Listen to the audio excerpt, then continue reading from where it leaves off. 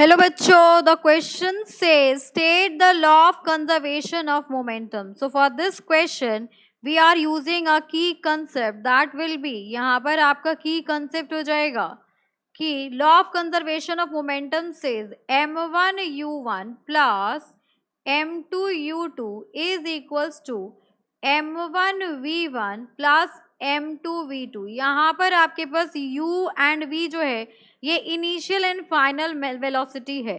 तो यहाँ पर स्टेटमेंट क्या है? Statement says when two bodies collide with each other, अगर एक दूसरे से कोलिजन होता है in absence of collide with each other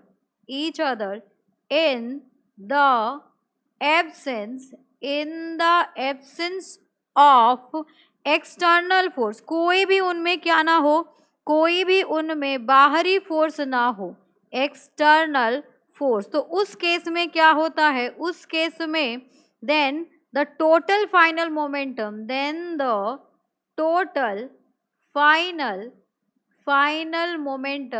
momentum क्या होता है? कंजर्व हो जाता है momentum. Then the total final momentum of the bodies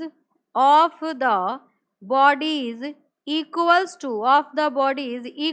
to in their total initial momentum equals to their total initial momentum. जो उनका फाइनल मोमेंटम होता है वो उनके टोटल इनिशियल मोमेंटम के बराबर होगा. तो ये होता है आपका law of conservation of momentum. So hope you understood it very well. Thank you so much. Best